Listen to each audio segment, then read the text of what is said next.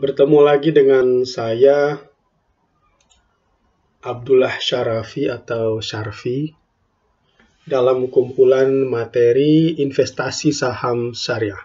Pada video yang ke-53 ini, saya ingin berbagi tentang psikologi uang dan investasi, khususnya bagaimana investasi membentuk karakter kita tentang uang dan harta.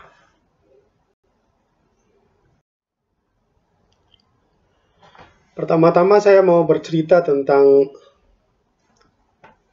Sir Isaac Newton. Kita tahu bahwa beliau adalah seorang fisikawan, penemu berbagai macam hukum gaya dan aksi reaksi, juga tentang gravitasi bumi, kemudian teleskop modern, kalkulus, dan segala macam.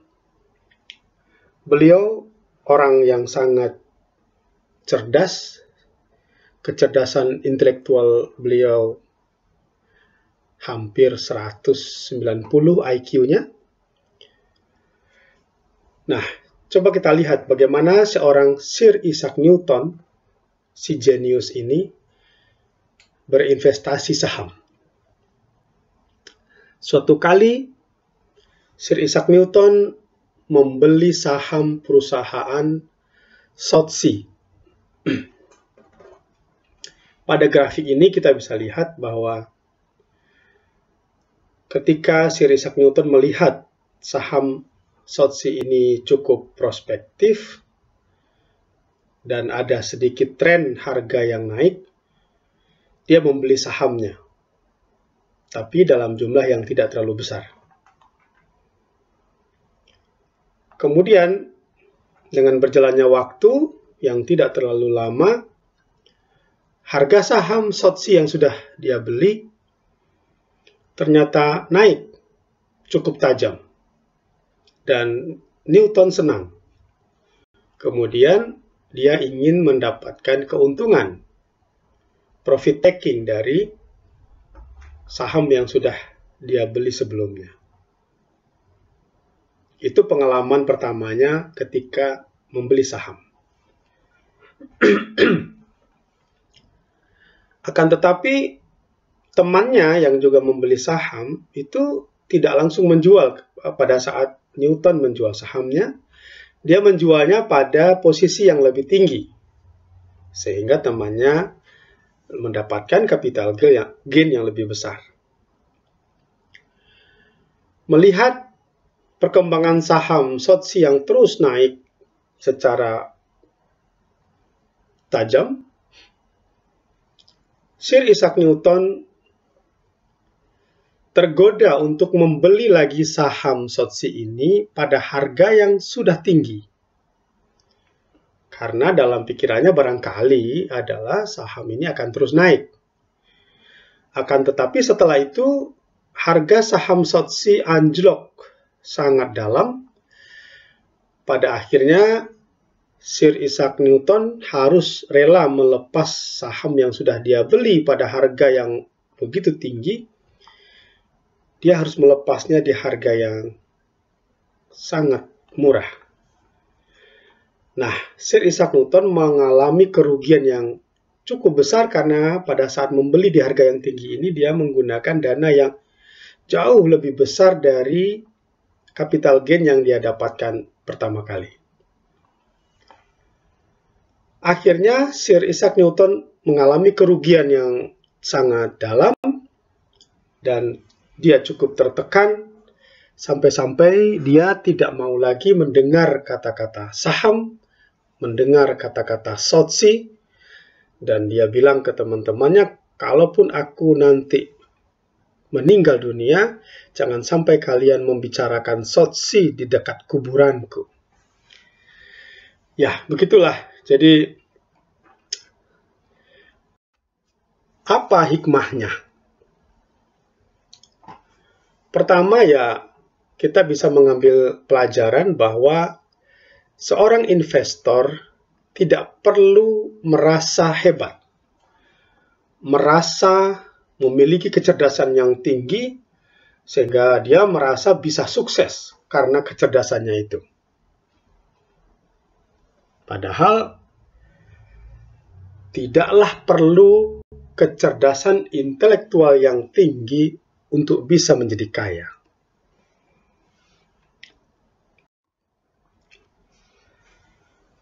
Baik, tadi kita sudah bicara tentang bahwa kecerdasan yang tinggi sekalipun rupanya tidak menolong seseorang berhasil dalam investasi saham. Cerita yang kedua, saya berbagi tentang Warren Buffett, seorang investor utama dunia yang tersukses di dunia. Kita lihat bahwa Warren Buffett juga pernah emosi dan akhirnya mengalami kerugian. Kisahnya adalah tentang perusahaan bernama Berkshire Hathaway. Pada mulanya perusahaan ini adalah perusahaan yang bergerak di bidang tekstil yang memiliki banyak manufacturing plant atau pabrik.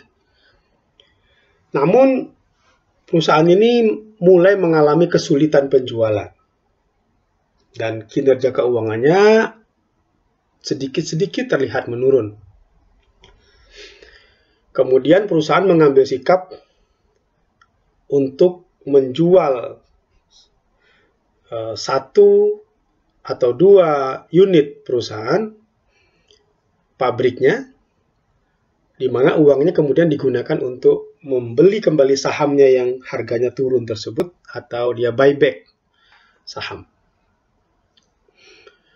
Jadi ketika harga sahamnya sedikit turun, perusahaan menjual satu atau dua pabriknya, kemudian uangnya digunakan untuk membuyback saham sehingga harga sahamnya bisa tertahan, tidak turun terus atau malah sedikit naik. Nah, Warren Buffett juga ikutan membeli saham Berkshire Hathaway ini. Karena terlebih-lebih pada saat harganya turun, Warren Buffett membeli sahamnya, kemudian ketika perusahaan ini membuyback saham, barangkali Warren Buffett juga menjual saham yang sudah dia beli di harga yang turun tersebut, di harga yang tinggi, di harga yang kemudian sudah naik. Nah, suatu kali Warren Buffett berkunjung ke perusahaan Berkshire Hathaway, bertemu dengan direktur perusahaan, Mr. Stanton. Mr. Stanton tahu bahwa Warren Buffett memiliki saham Berkshire Hathaway ini, dan kemudian menawarkan ke Warren Buffett untuk dibeli atau di buyback oleh Berkshire Hathaway. Ya, jadi ada semacam tender offer kepada Warren Buffett untuk membeli kembali saham Berkshire Hathaway yang dimiliki Warren Buffett, di buyback oleh Berkshire Hathaway sendiri. Saat itu, di kantor Berkshire Hathaway ada kesepakatan antara Warren Buffett dengan Mr. Stanton, direktur dari perusahaan. Ada kesepakatan harga tender offer buyback saham Berkshire Hathaway yang dimiliki Warren Buffett dengan harga $11,5 per lembar saham. Kemudian, namun setelah 2 minggu setelah itu, ada surat tender offer yang dikirimkan oleh Mr. Stanton ke kantor Warren Buffett. Tertera harga saham Warren Buffett yang akan dibeli oleh Berkshire Hathaway tidak lagi $11,5 tetapi $11,38. Ada sedikit penurunan harga tanpa konfirmasi sebelumnya. Kejadian ini membuat Warren Buffett emosi dan tersinggung bahwa kesepakatan harga tender offer atau buyback yang sudah disepakati 2 minggu lalu sekarang dihargai kok lebih murah.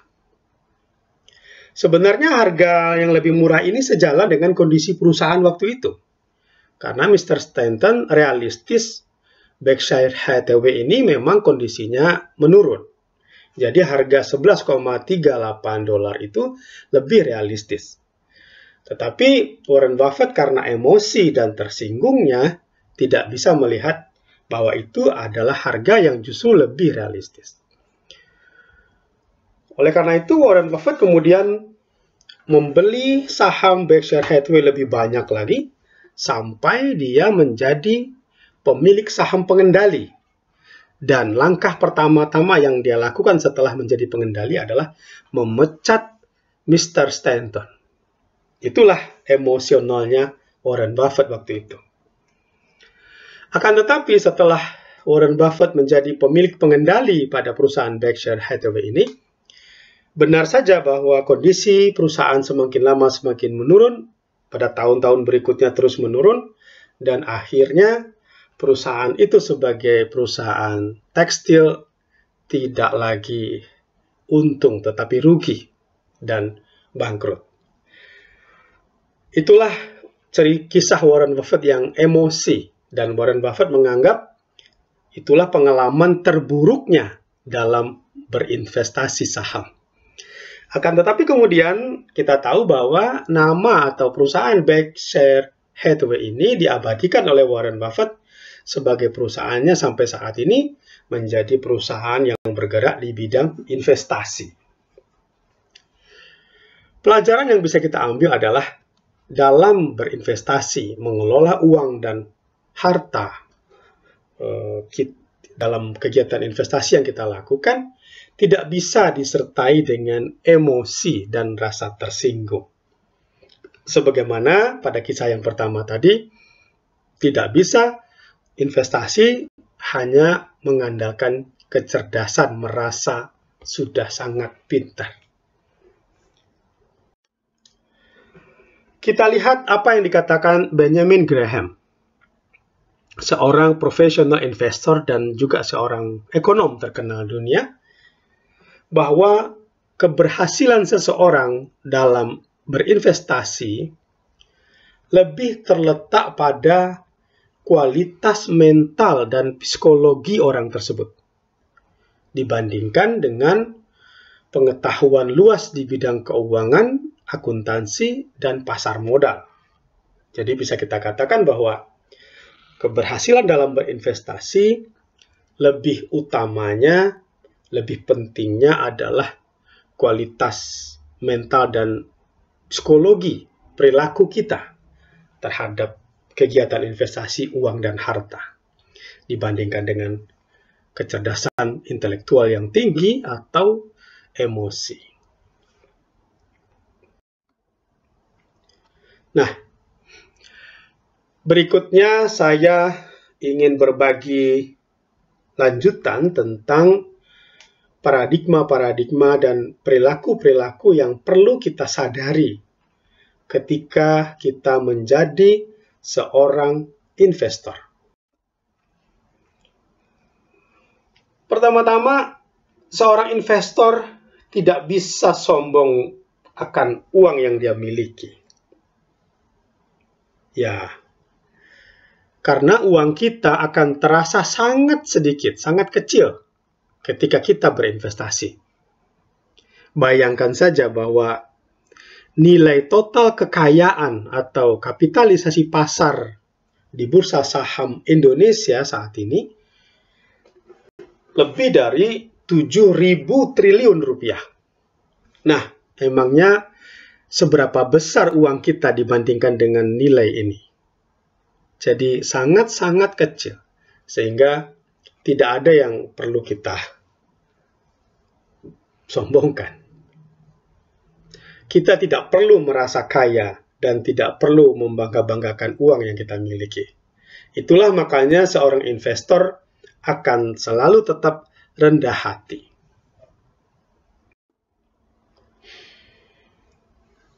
Berikutnya, investasi bukanlah sesuatu cara yang supaya kita cepat kaya. Investasi bukan instan, bukan jalan pintas, bukan untuk cepat kaya.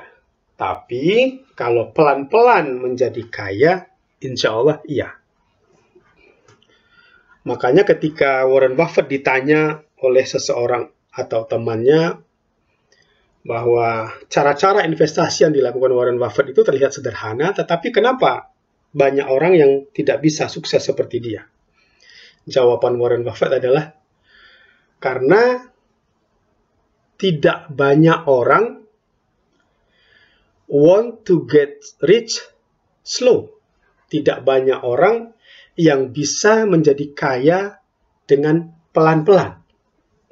Banyak orang inginnya cepat-cepat kaya saja, gitu. Kurang lebih seperti itu. Kalau bisa berinvestasi hari ini, besok sudah langsung untung. Nah, ini kan perilaku atau karakter psikologis yang kurang bagus dari seseorang ketika berhadapan dengan investasi. Dalam berinvestasi, hindari emosional. Hindari cinta buta. Jadi kalau sudah senang sama satu perusahaan, apapun tetap loyal sekali dengan perusahaan itu. Itu tidak boleh, ya, tidak perlu. Karena yang perlu kita lihat adalah fakta atau datanya secara realistis, bukan cinta buta. Kemudian juga hindari terlalu percaya diri bahwa kita sudah benar, kita yakin betul, tetapi bukan berdasarkan fakta juga, bukan berdasarkan data. Jangan bias.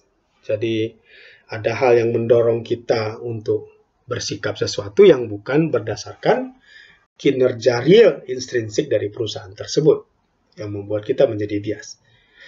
Hindari berinvestasi menggunakan uang hutang. Ini sudah pernah kita bahas pada video sebelumnya tentang hutang. Kemudian tidak boleh panik, karena kalau kita panik dalam berinvestasi berarti kita sebenarnya tidak tahu apa sebenarnya yang kita lakukan. Mungkin hanya sekedar ikut-ikutan atau sekedarnya saja. Dan yang terakhir, hindari malas belajar. Jadi harus tetap terus belajar ketika kita berinvestasi. Berikutnya, investasi itu seperti orang yang berjalan santai. Bukan orang yang tergesa-gesa, kemudian ambisius, bukan. Tetapi santai, menikmati perjalanan, dan jika perlu berhenti sejenak untuk duduk-duduk menikmati suasana. Jadi lebih waspada, lebih kalem, sehingga tidak terburu-buru. Bersikaplah rasional dan kokoh pendirian. Yang rasional itu, ya bagaimana masa lalu dari perusahaan tersebut. Itulah merupakan cerminan yang tidak akan jauh dari situ masa depan dari perusahaan itu. Past performance to predict future performance. Jadi kita tidak bisa hanya berhalusinasi bahwa perusahaan yang jelek ini suatu saat di depan akan sangat bagus. Nah, itu harus ada analisa yang baik. Apa past performance dia yang membuat kita yakin future performance-nya akan bagus. Lebih besar kemungkinan suatu perusahaan dengan catatan masa lalu yang bagus untuk tetap bertahan bagus, untuk tetap terus bagus, dibandingkan dengan suatu perusahaan yang memiliki track record yang buruk, kemudian serta-merta kita berhalusinasi berharap dia menjadi baik. Itu akan lebih susah. Demikian kata Warren Buffett. Banyak orang lebih suka rugi daripada berpikir dan bersabar lebih dalam. Padahal dengan berpikir yang panjang, berpikir keras, serta bersabar di dalamnya sebelum berinvestasi, sebelum mengambil tindakan atau action dalam membeli saham akan mendatangkan hasil yang lebih baik dan akan memuaskan di kemudian hari. Jadi jangan ingin terlalu cepat tanpa berpikir yang dalam dan bersabar sebelumnya. Tetaplah bersabar, kata Warren Buffett. Jika Anda belum dapat menemukan sesuatu yang pantas untuk dibeli, walaupun Anda sudah lama mempelajarinya dan sudah lama menunggu-nunggunya, kalaupun tetap juga belum dapat yang terbaik, yang bagus untuk dibeli, tetaplah jangan membeli. Harus bersabar menunggu perusahaan-perusahaan bagus di harga yang murah, yang baik untuk kita beli. Demikian Warren Buffett. Sederhana adalah kekuatan, kata Warren Buffett. Kekuatan dan keberhasilan berinvestasi terletak pada kesederhanaannya. Jadi kalau mau mempelajari perusahaan, mempelajari saham, tidak perlu sesuatu yang complicated, rumit, dan canggih. Tetapi cukup sederhana. Apakah laba perusahaan bertumbuh? Apakah perusahaan terus melakukan ekspansi yang baik? Apakah rasio utangnya kecil? Apakah manajemennya cukup kredibel? Sederhana-sederhana saja. Tidak perlu dengan matematis, analisis, dan grafik-grafik yang terlalu rumit. Dan juga bisnis-bisnisnya juga sederhana, mudah dipahami. Bukan bisnis yang kita sendiri tidak bisa memahaminya, saking tingginya kerumitan dari bisnis tersebut. Jangan terlalu dini. Salah satu bentuk ketidaksabaran dalam berinvestasi saham adalah tergesa-gesa dan terlalu dini, seperti yang banyak tadi kita bahas. Yaitu seseorang kadang membeli saham ketika harganya belum benar-benar murah. Dan juga sudah terburu-buru menjualnya ketika harga sahamnya juga belum benar-benar tinggi. Jadi kurang sabar dan terlalu dini. Nasihat yang cocok untuk seorang investor saham adalah sama atau mirip dengan nasihat yang disampaikan pada saat pranikah, yaitu berusahalah membangun bahtera rumah tangga yang bagus, membangun portofolio yang bagus, yang bisa bertahan, yang kita akan pertahankan untuk selama-lamanya. Jadi bukan untuk dalam jangka pendek dilepas lagi, bukan. Tetapi bangunlah portofolio itu untuk selama-lamanya. Membeli saham suatu perusahaan dan kemudian menjualnya kembali dalam waktu yang singkat, let's say kurang dari 5 tahun, maka saya khawatir Anda belum benar-benar tahu apa yang sedang Anda lakukan dalam berinvestasi, kata Warren Buffett. Seorang investor saham seperti orang yang menanam pohon yang di kemudian hari digunakan oleh banyak orang untuk berteduh di bawahnya, yaitu dirinya sendiri, keluarganya, temannya, dan sahabatnya, atau orang lain secara luas siapa saja. Jadi investasi itu bukan sesuatu yang bisa dengan cepat membalikkan tangan, tetapi menanam, memberikan waktu untuk pohonnya tumbuh dan rindang.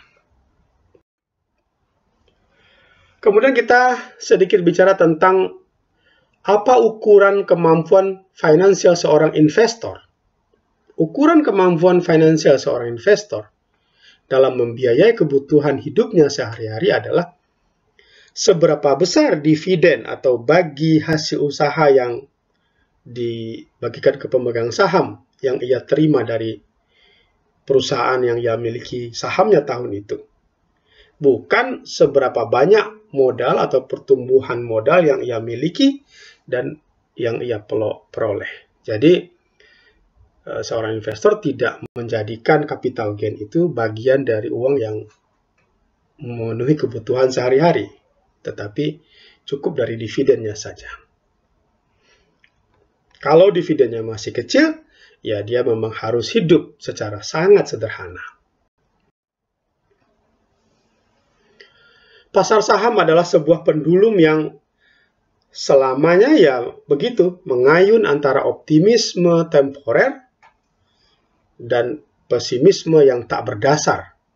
Pada saat optimis menyebabkan harga saham yang naik terlalu mahal, pada saat pesimis menyebabkan harga saham turun yang terlalu murah.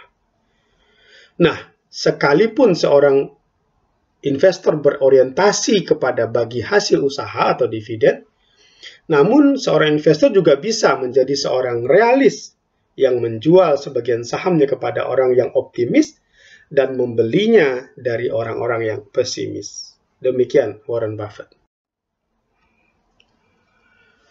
Nah, investasi dekat sekali dengan belajar dan membaca.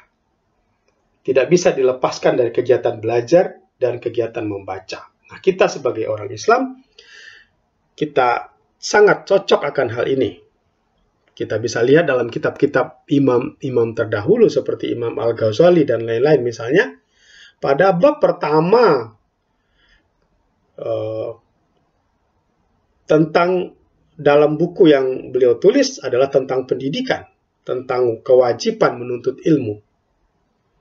Dan kita tahu juga ayat Al-Quran yang pertama kali diturunkan dan diwahyukan kepada Nabi kita Muhammad SAW juga adalah perintah tentang membaca dan mempelajari. Iqra. Jangan malas belajar dan membaca, karena dengan belajar dan membaca, melakukannya saja kita sudah mendapatkan pahala. Nah, dalam berinvestasi, belajar dan membaca tidak bisa lepas. Teruslah belajar dan membaca investasi saham. Modal dasar seorang investor adalah sabar. Bukan besarnya uang yang akan dipakai, tapi adalah sabar. Besarnya uang bisa habis di pasar saham kalau kita salah. Tetapi sabar membuat kita menjadi sukses dalam berinvestasi. Jadikanlah sabar sebagai penolong, seperti Al-Quran surat kedua ayat 45 dan ayat 153 dan lain-lain. Dan Al-Quran surat 39 ayat 10 berbunyi, hanya orang-orang yang sabarlah yang disempurnakan pahala tanpa batas baginya, yaitu keuntungan yang tanpa batas baginya. Berinvestasilah secara aman. Bagaimana? Pilih perusahaan yang fundamentalnya bagus, brand, produk, dan bisnisnya kuat, keuntungannya terus bertumbuh, dan dikelola oleh tim manajemen yang solid, berkompeten, dan jujur, dan berintegritas. Kemudian, kalau sudah seperti itu, berpikirlah untuk 5-10 tahun mendatang akan pertumbuhan perusahaan, bukan 5-10 menit ke depan. Karena pasar saham sangat ramah kepada investor yang membeli saham untuk menyimpannya dalam jangka panjang, dan pasar saham bermusuhan dengan orang-orang yang keluar masuk dalam waktu singkat atau trading. Jangan percaya pada ramalan harga saham. Dan berilah waktu kepada perusahaan untuk tumbuh, untuk menumbuhkan kemampuan intrinsiknya. Menurut Benjamin Graham dalam bukunya Intelligent Investor, permasalahan utama seorang investor yang sekaligus adalah musuh terbesar seorang investor adalah mengendalikan dirinya sendiri, hawa nafsunya, emosi, greedy, and fear. Kesalahan bukan pada nasib Anda, bukan pula pada saham yang Anda pilih, melainkan ada pada diri Anda sendiri. Begitu Benjamin Graham. Seorang investor harus mampu mengontrol emosi, termasuk dalam menghindari perasaan ingin cepat-cepat melalui masa-masa buruk, masa-masa sulit, fleeting moods, serta ingin untuk mengikuti kecenderungan umum para spekulan saham. Benjamin Graham. Hindari sikap yang terlalu gembira atau terlalu sedih dalam berinvestasi, apalagi pada saat-saat yang sebenarnya kurang tepat. Jadi kita terlalu berperasa sendiri tanpa berdasarkan data dan analisa yang memadai. Orang yang serakah akan harta, greedy, atau orang yang terlalu takut akan kehilangan uang, fearful, biasanya sulit berhasil dalam berinvestasi karena dia selalu was-was. Orang seperti tersebut, uang dan harta lengket di hatinya, dan ia ikut terombang-ambing ketika harga saham sedang naik atau sedang turun. Ia tidak bisa tenang karena ingin cepat-cepat kaya atau terlalu takut jatuh miskin karena melihat pergerakan harga saham. Sehingga dia sering bersikap tidak rasional.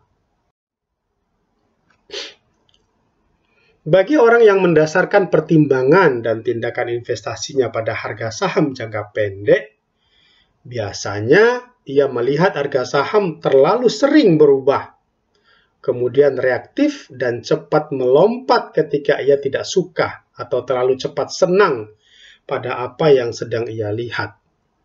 Jadi nggak sabaran melihat harga saham. Padahal harga saham itu tidak perlu setiap hari atau terlalu sering dilihat. Pemuda yang taat beribadah adalah lebih baik dan lebih istimewa di sisi Allah Subhanahu wa Ta'ala daripada orang tua yang taat beribadah. Begitu juga dalam berinvestasi saham. Anak muda yang rajin berinvestasi lebih baik dan lebih istimewa daripada kalau sudah tua baru ingat untuk berinvestasi. Demikian sebuah ilustrasi. Nah, kapan disebut kita sudah terlambat berinvestasi? Seseorang yang baru ingat untuk mulai berinvestasi ketika ia membutuhkan uangnya, hal itu mirip dengan orang yang menanam padi ketika ia memerlukan biji-biji padi tersebut untuk memenuhi kebutuhannya. Terlambat. Harusnya hanya sebagian dari biji-biji padi tersebut yang dikonsumsi, sedangkan sebagian lainnya dialokasikan untuk ditanam, untuk diinvestasikan, sehingga kelak tumbuh menghasilkan biji-biji padi yang baru yang lebih banyak. Orang yang rugi adalah orang yang tidak berinvestasi, baik investasi untuk kehidupan akhiratnya maupun untuk kehidupan di masa tuanya dan untuk anak cucunya. Slide terakhir, inilah sifat-sifat seorang investor. Sederhana dalam kehidupan sehari-hari, sederhana dalam memilih perusahaan-perusahaan dalam berinvestasi, sederhana juga dalam menganalisa tindakan-tindakan investasi yang dia lakukan. Yang kedua, sabar. Dia sabar menunggu harga murah, sabar menunggu harga mahal, sabar dalam belajar dan membaca. Dan kemudian dia juga rasional, tidak cinta buta, tidak bias, tidak yang penting sudah senang dulu, bukan. Tetapi betul-betul berdasarkan data, fakta, analisa, dan apa yang dia miliki, informasi yang dia dapatkan. Kemudian yang keempat, seorang investor suka membaca, learning, continuous learning. Jadi seperti yang diamanahkan oleh agama kita, membaca dan belajar itu adalah sangat penting, baik dalam berinvestasi maupun dalam beragama sekalipun. Dan yang terakhir, sifat seorang investor adalah mudah berbagi. Tangan di atas lebih baik daripada tangan di bawah. Terima kasih, demikian sharing kita kali ini. Semoga bermanfaat. Selamat berinvestasi.